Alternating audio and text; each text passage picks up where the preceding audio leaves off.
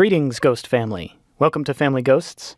Before we start the show, I wanted to remind you that we're starting to think about stories for future episodes of Family Ghosts. So if you have one that you'd like to share with us, please send us an email, familyghosts@panoply.fm.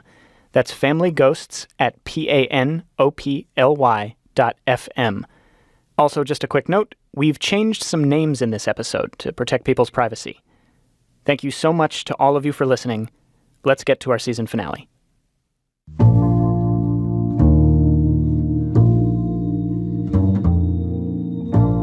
As soon as I step out of the car, I smell it. A dewy aroma, redolent of milkweed. It seems to follow me wherever I go in Ithaca, New York, this little city 4 hours northwest of Manhattan at the foot of a Finger Lake. The smell lurks in every breeze. Even downtown, it snakes between the buildings and clings to my coat. I can never get it out of my hair. Comparing it to milkweed probably makes it sound like a sweet, pleasant smell. And it is, at first. But there's something melancholy in it, or mournful, maybe. Like stale honey in an old cupboard. Like it's the only sweetness that can survive in a place like this. I don't understand why anyone would choose to live in Ithaca. It manages to be rural without a hint of rustic charm, green without being lush, and hilly despite feeling flat. There may be a sweet fragrance on the wind, but everyone seems to have a sour expression on their face. I know how fussy and close-minded this all sounds, but I can't help it. I've just always hated Ithaca, and for 35 years, I've had no idea why. From Panoply, you're listening to Family Ghosts. I'm Sam Dingman, and this is episode 7. None of your business.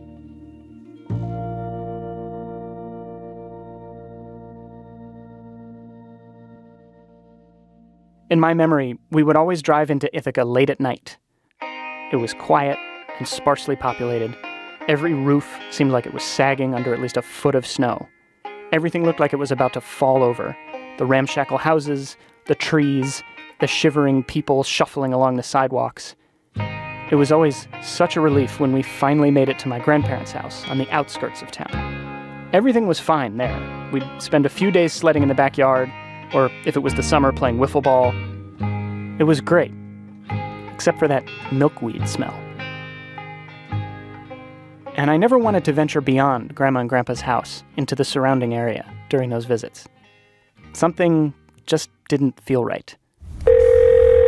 Buddy. Hey, how's it going? Good, how are you? Doing good. How was the game last night? I mean, I know your guys won. If they did, Joe Ross, who... I called Poppy, a.k.a. my dad, a few months back, and started out by talking about baseball because I was nervous to ask him the real question that's been on my mind. The one about Uncle Dick. I'm actually always a little nervous when I call Poppy, sometimes so nervous that I don't call at all. We were close all through childhood, and then he and my mom split up, and things grew distant. It was a few years into that distant period when I first heard about Uncle Dick. Growing up, I only knew of 2 siblings on my dad's side, Tom, the born-again Christian with a passion for deer hunting, and Rob, the wisecracking owner of a small railroad outside Buffalo. In the summer of 2010, when I was 28, I was in Ithaca with my younger brother Jake for our grandmother's 90th birthday party. We were sharing a room in the retirement community where she lived, and as we were falling asleep that night, I could hear Jake sniffling softly in the dark. "What's wrong?" I whispered. "It's just been so hard for me recently," he replied. His relationship with his boyfriend had just ended badly, and the insomnia that he developed in the years after my parents' divorce had gotten worse than ever. He was just a couple years removed from a bout with stage 4 cancer, and things were feeling very bleak. He told me that he sometimes wished he could just make everything stop. I was terrified. I felt guilty. I'd gotten bad about staying in touch with Jake, too. "You know we'd all be devastated to lose you, right, Jake?" I asked him. He sobbed in the dark. "Yes, don't worry. Poppy told me the story of Uncle Dick, and I would never want to put him through something like that again. Wait, what? I said. Who's Uncle Dick? Oh, Jake said quietly. You don't know that story? And then Jake proceeded to tell me that when my dad was a teenager, his older brother Dick, who was also gay, killed himself, and that my dad was the one who found the body. We were silent for a while. I didn't even know he had another brother, I said, finally. You remember all those oil paintings that Grandma and Grandpa had on the walls? Jake asked. Dick painted those. Poppy said he was always a little different than the rest of them. Jake and I talked for a while longer, and he started to feel better. We fell asleep, and the next day at Grandma's 90th birthday party, I smiled and ate bundt cake. I even gave a toast full of jokes about spending long afternoons as a kid trying on her flannel skirts and isotoner gloves. She laughed and smiled, and so did Poppy and my uncles. I wondered if any of them were thinking about Uncle Dick, because now that I knew about him, I couldn't get him out of my head. One of the other weird things for me about our family trips to Ithaca was watching the way my dad morphed into a different person around his brothers. The way the round sounds begin to creep into his diction, particularly on phrases like, well, how about that? The self-deprecating tone he takes towards his law career, his sudden affinity for cheap beer and baked ham. And I've always marveled at the way those things would vanish the second we got back into the car and headed south on Route 81, leaving the flat hills of Ithaca in the rearview mirror. Suddenly my dad was turning up Paul Simon on the tape deck, telling us all about the latest historical fiction novel he finished. It was like he had an upstate switch he could turn on and off. There used to be a version of my dad that had more to talk to me about than the Washington Nationals pitching staff. A version that wanted me to see and understand all the parts of his life, even the ones that made me uncomfortable. And I've had a theory, ever since that night in the dark with Jake, that Poppy told him about Uncle Dick to save his life. I like the way it makes me think of Poppy. It reminds me of that Paul Simon version of him. But I've never asked Poppy if it's true. And he's still never told me anything about Uncle Dick. For years, it's been this cautionary tale my dad conjured in Jake's darkest hour. Things got better, and Jake's doing great now. And the ghost of Uncle Dick has faded back into the shadows. My grandma died recently, and my dad told me he and his brothers were going to hold a small ceremony to bury her ashes in Uncle Tom's backyard, which, in addition to the Nats, is what I wanted to talk to my dad about on the phone that day. I guess I wanted to see if it would be okay for me to tag along with you to that and maybe use that as an opportunity to do interviews with you and with Uncle Tom and Uncle Rob. Well, certainly good for you to show up there, be part of that. And yeah, that would be great. It wasn't exactly a yes on the interviews. I also just wanted to but say it wasn't a no.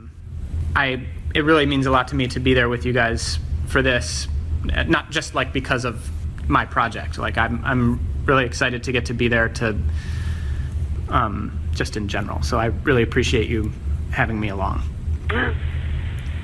Love to have you there. I didn't make a more formal kind of a presentation on it just because I didn't want to create a feeling that you needed to be there. I was frustrated that he'd wanted to prevent me from feeling like I needed to be there. After all these years, it felt like I had to. I'm tired of being protected from the hard stuff. I want to know the things Poppy doesn't think I need to know, so I can stop explaining them with stories I invent to make myself feel better. You do take a walk on the dark side from time to time. Yeah, guilty as charged. Yeah. All right, well, nice to talk to you. I will be in touch. Okay, sounds good, Poppy. All right, love you. Love you too. Bye. Bye. The following Friday, I got in my car and headed north.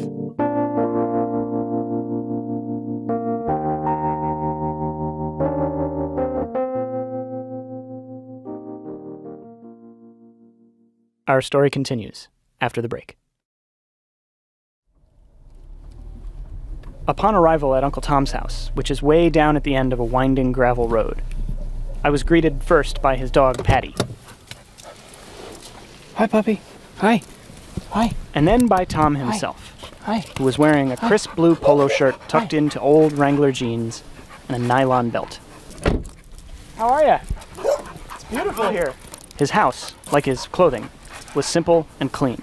2 stories, a porch, big tree in the front yard. Good to see you. I'm going to give you a hug. Good to see you, buddy. How's it going? Come on in. Okay. Hey.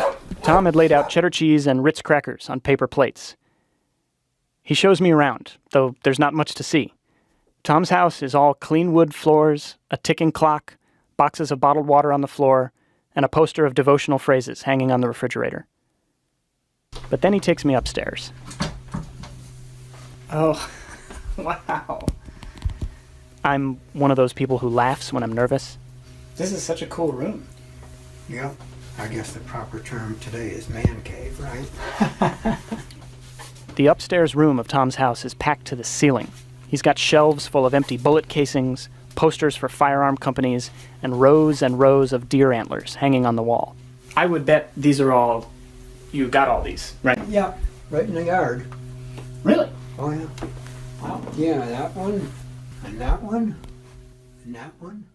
This is the kind of thing I remember being confronted with during those childhood visits to Ithaca, and feeling like I didn't know what to do, or who to be. Back home, we had my mom's abstract photographs of garden tools on the wall, or sculptures she made out of soda cans.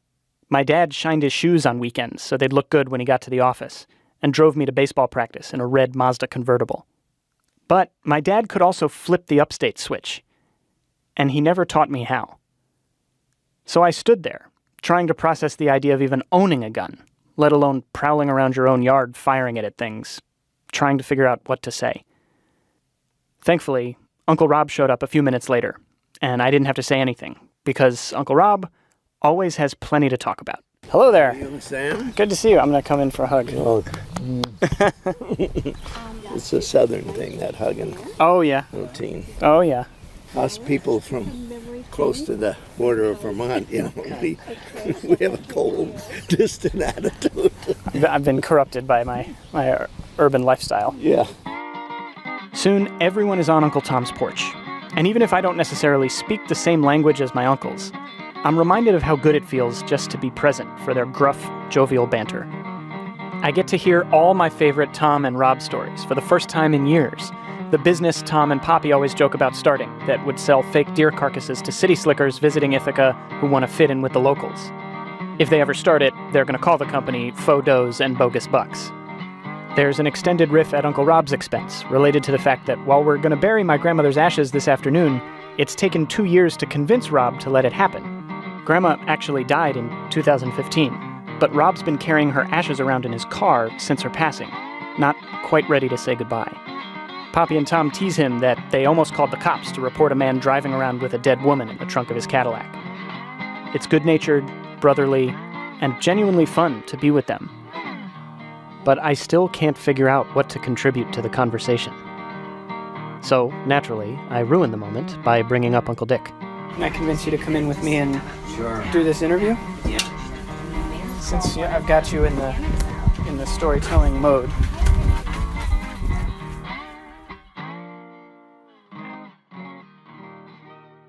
It takes a while, but little by little, over the course of separate interviews with my dad and his brothers, I start to piece together a vision of their life as kids in Wellsville, New York, 100 miles west and even more remote than Ithaca. And slowly, a portrait of Uncle Dick begins to emerge. He had a really nice smile, a little shy, and didn't have a lot of big self-image. Chubby, happy, pleasant kid. Not somebody would argue with you. Tom and Rob's description of Dick makes me think about the only picture of him I've ever seen. It's his senior portrait from high school.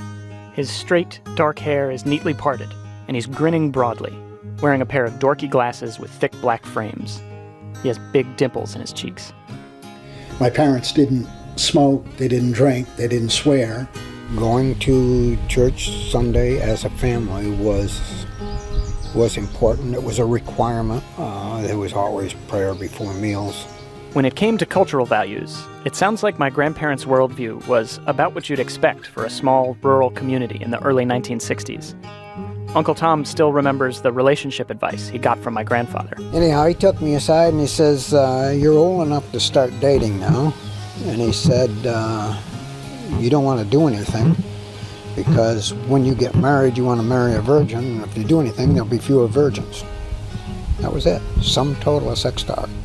I don't know when Dick realized he was gay, but I can't imagine Wellsville was a fun place to realize it back then.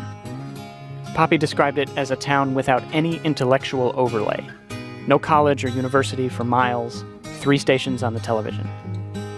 While Tom, Rob, and Poppy would spend long afternoons wandering through the woods, building forts, and playing with toy rifles, Dick started taking painting classes. He and my dad shared a bedroom, and at night they'd stay up late talking. At one point I had a crystal radio, and I could pick up the Isle of Man off England on it. And Dick and I would talk about that.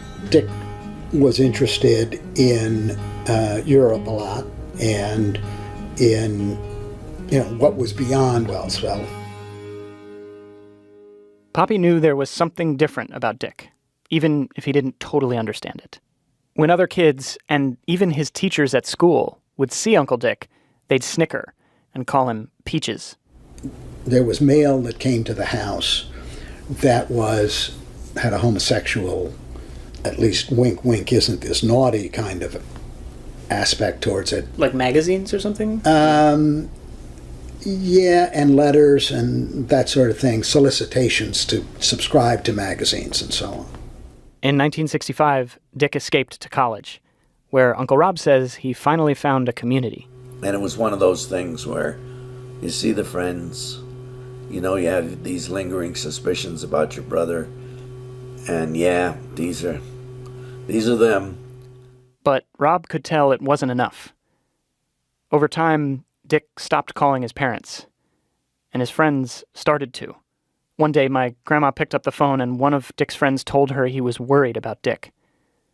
Grandma told Rob about the call, and the next time Dick was over at Rob's house, Rob did his best to figure out what was going on.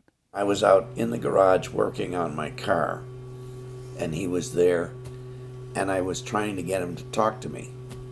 And this is the last thing he ever said to me, so I remember it. How do I tell you it's none of your business?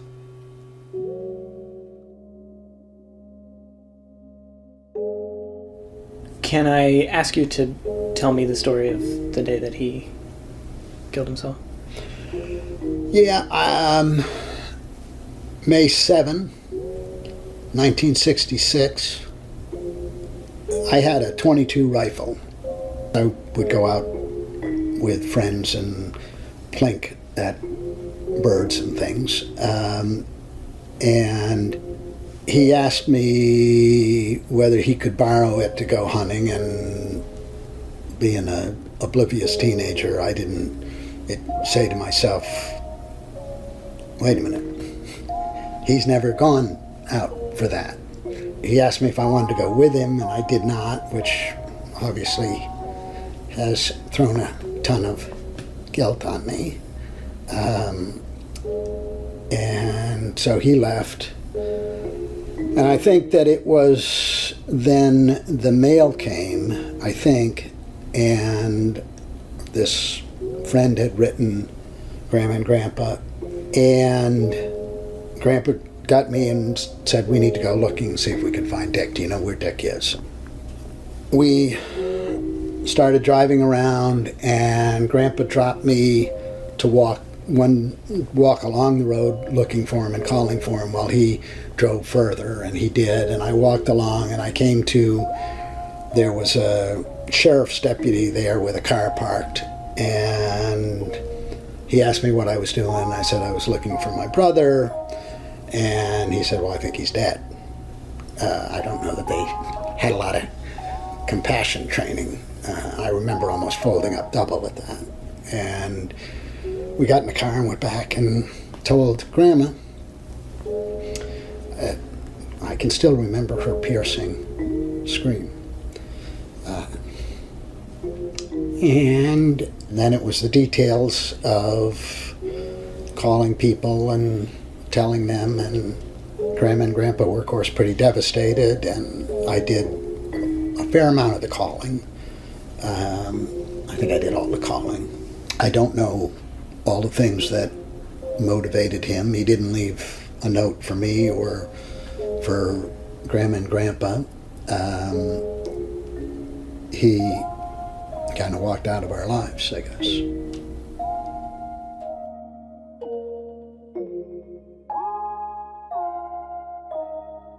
We had some kind of a memorial service for him in which most of the family came in. And we went on with our lives from there.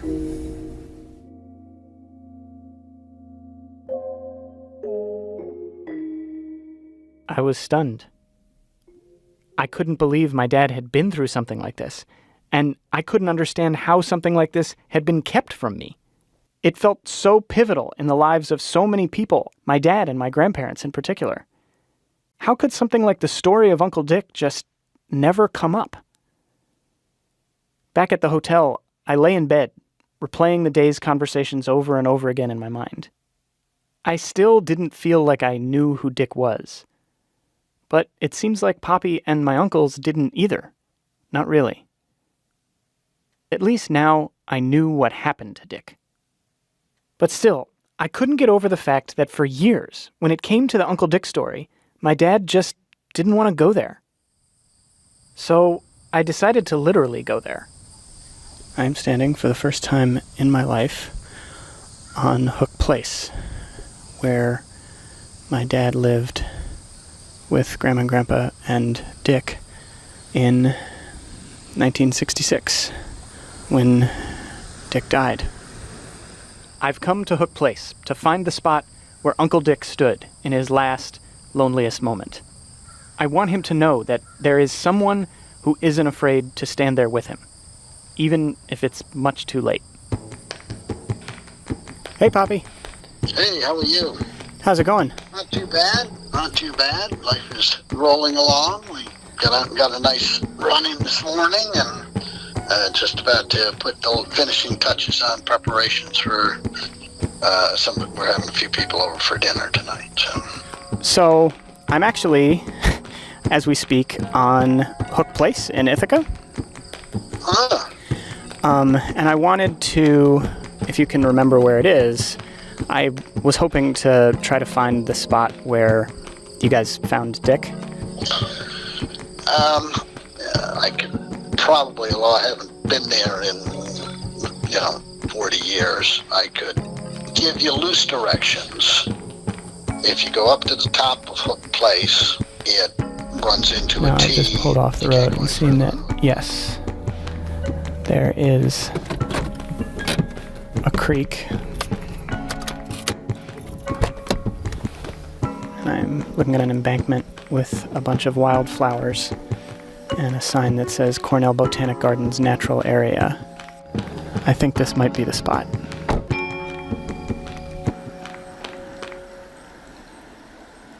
The trees are very thick and tall on either side of the road. The greens are very deep. The lapping of the creek is very gentle and faint. This place certainly matches the descriptions of it that I've been given. Downstream from the road a little bit by the side of a creek. I think I'm going to try to walk down there and stand by the water. I just thought I heard something in the trees. That's obviously crazy. Kind of afraid there's going to be a bear. There is a little pathway that winds along the side of the creek. It just winds back through. Oh, I just heard something. I realized I hadn't planned what I was going to do if I found the spot. But I knew I wanted Dick to know that I've been where he's been. Dick, if you're here, I love you. I wish I'd had a chance to meet you. Your life clearly plays some very significant role in mine, and I just don't know what it is yet. I know this wasn't your final resting place, and I know it was a very tortured journey that brought you here, but this is a beautiful natural spot. And I hope you had at least some semblance of peace in the moments before you died.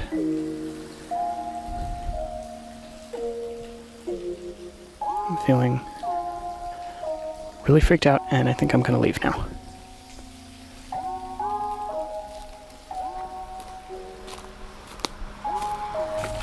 That was definitely something moving.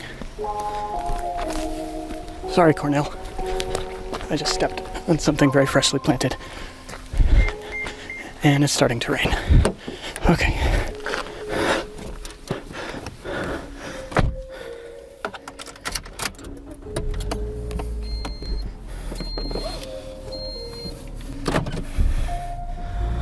Okay. There weren't any like bears or anything walking around down there, or no deer. Maybe it was just the running water and the cars driving by. But there was something alive down there. It was just something on that gentle breeze winding through the trees. Something unresolved. And I know how this sounds. But that's what it felt like.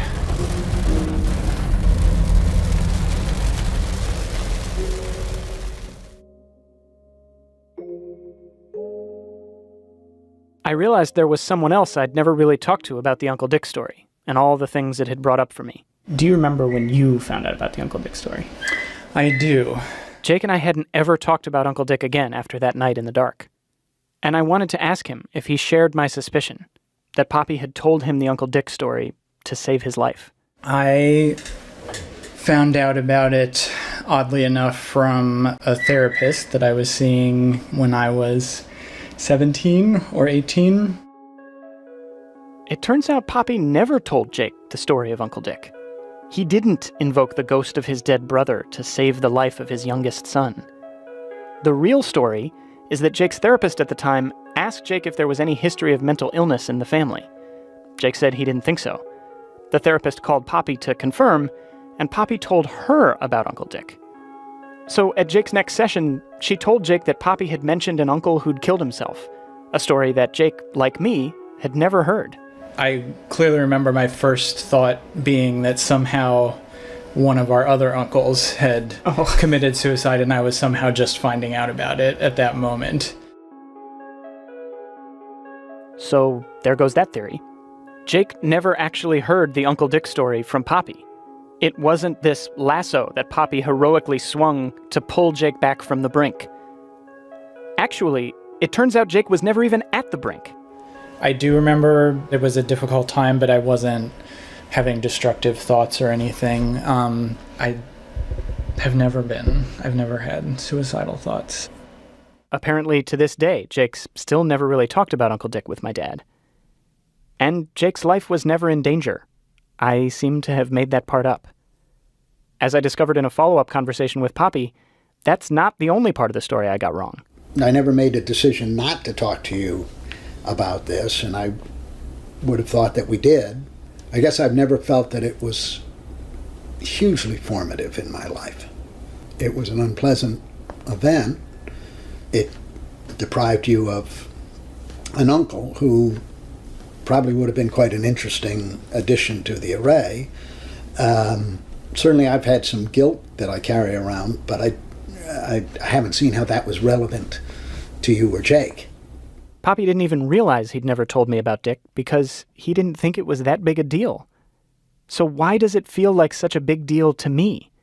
Why did I invent such a powerful connection to it?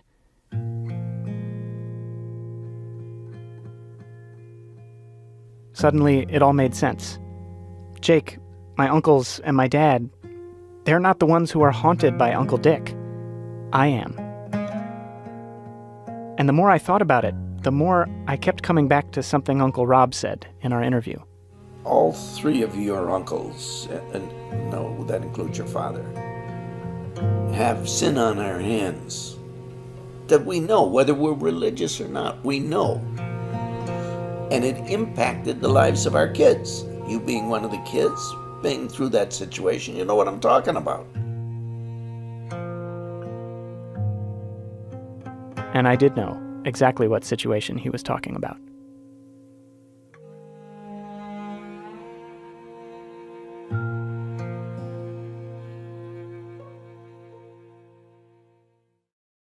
Family Ghosts will continue in a moment. But first, since the topic of suicide comes up in this episode, we wanted to make sure everyone was aware of the National Suicide Prevention Lifeline, which you can call anytime at 1-800-273-TALK. That's 1-800-273-8255. If you're worried about yourself or someone you know, please give them a call. It's a free 24/7 service, and it can provide support, information, and local resources. The problem started one evening in the driveway of our old house.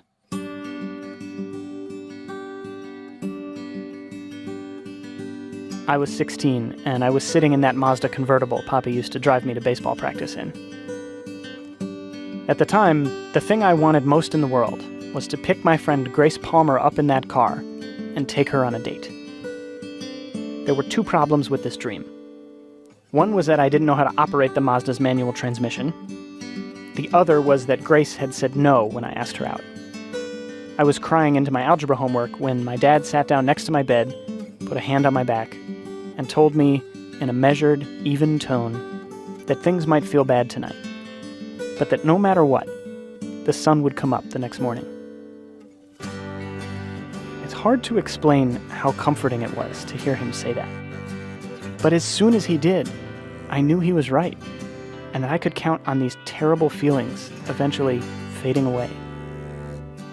It also helped that he suggested that even if I wasn't going to take Grace on a date, I should spend some time sitting in the Mazda while it was parked, pushing in the clutch and practicing with the gear shift, which I started doing every evening after dinner.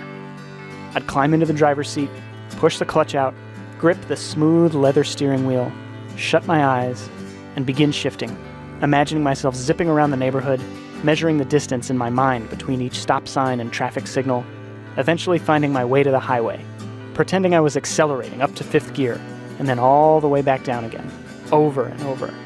I'd open my eyes and picture Grace in the rearview mirror, receding, until it was just me and the open road.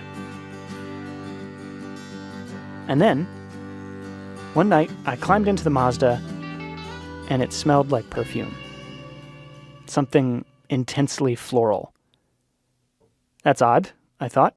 Mom doesn't wear perfume. I looked through the windshield at the chipped paint on the garage, and my eyes started to sting. "Oh no," I said, out loud, to no one. Another seemingly sweet aroma, with sinister implications.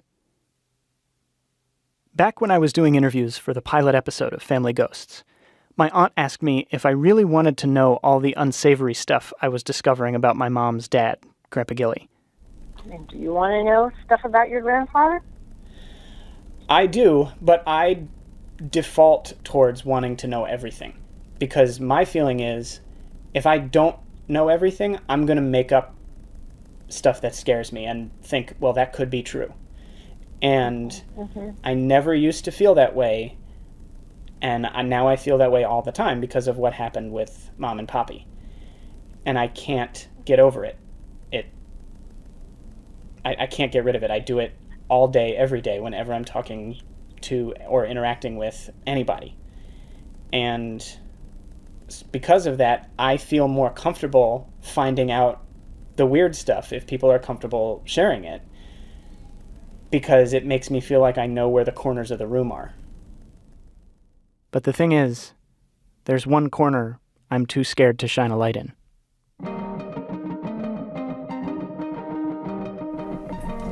And what's this little doohickey over here?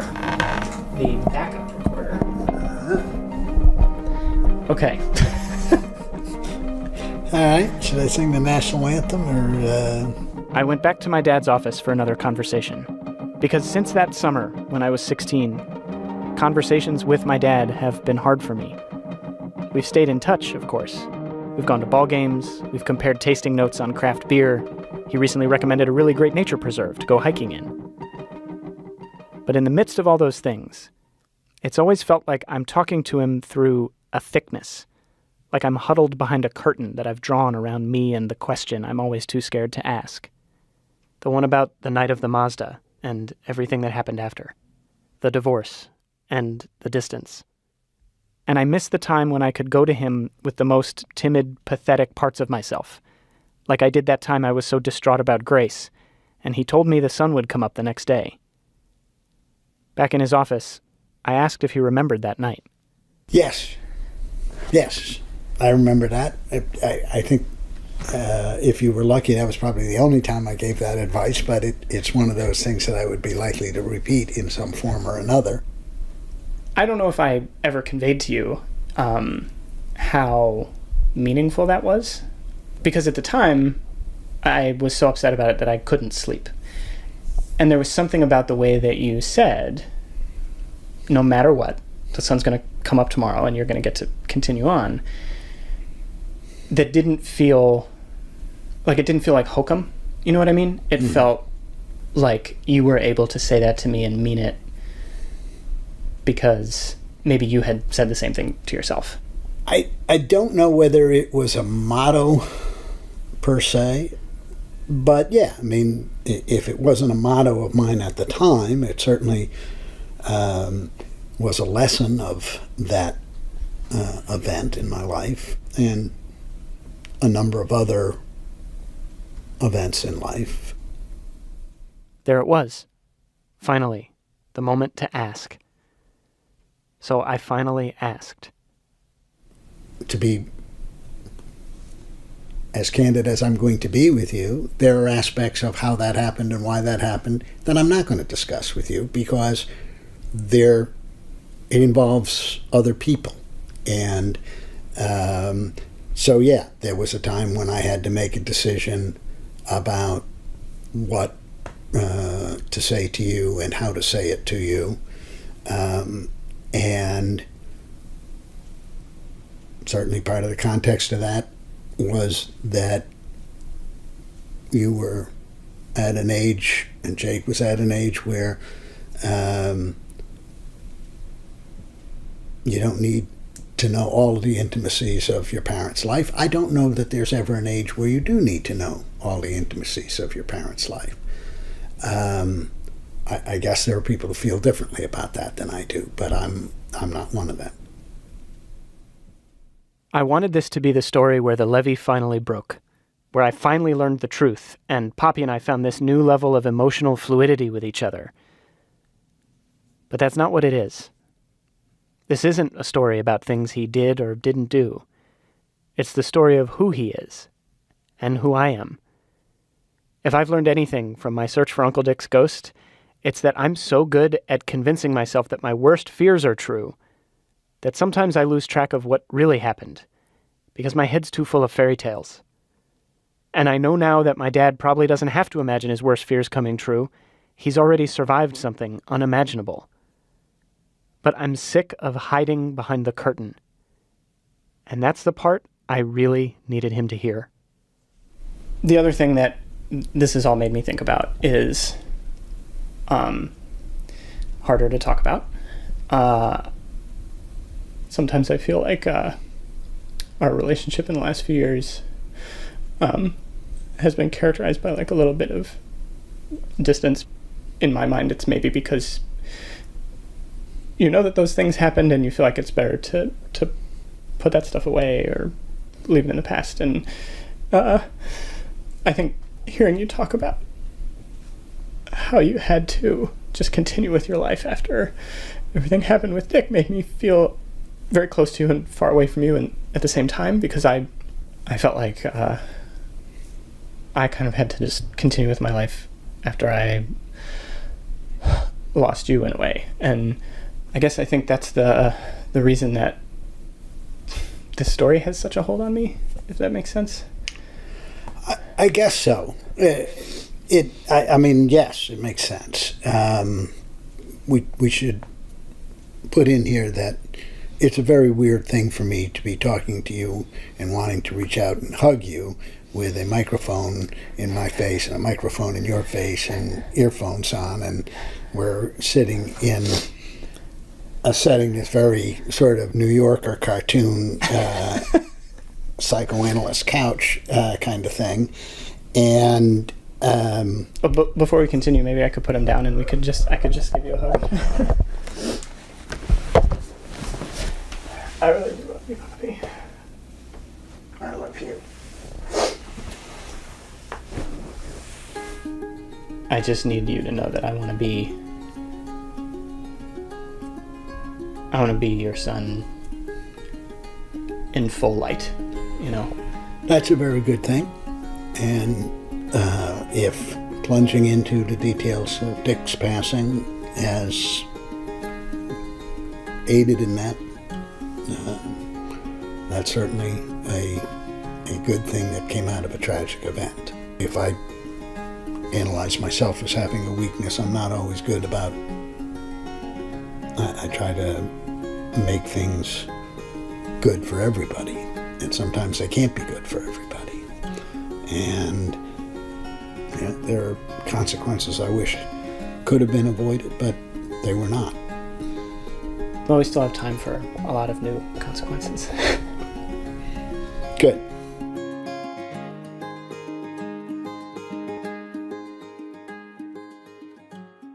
As I was leaving Uncle Tom's house after we buried Grandma's ashes, my Aunt Linda, Rob's wife, tapped me on the shoulder and handed me a box. Inside were 2 of Uncle Dick's oil paintings. Wait, so I could really take these? Oh yeah. I mean, I want people to have them that want them, you know, and That would mean so much to me. okay, If I could. you can certainly Thank take you. them. The paintings of the Ithaca countryside are beautiful. The greens are deep and vibrant. The houses are warm and bright. And up above them, the air is clear.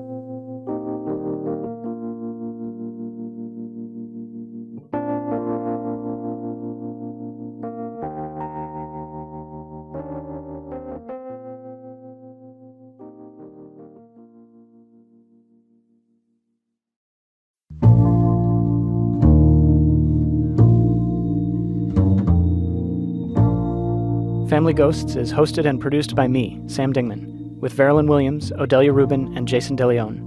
Our story editor is Michaela Bly. Our show features original music by Luis Guerra, and our show art is by Paul Glankler. Our managing producer is Mia Lobel, and Andy Bowers is Panoply's Chief Content Officer. Special thanks to David Kushner, Jennifer Trowbridge, and Lily Tyson. Remember, if you're worried about yourself or someone you care about, you can contact the National Suicide Prevention Lifeline anytime at 1-800-273-TALK. That's 1-800-273-8255. It's free, it's 24/7, and they can help you.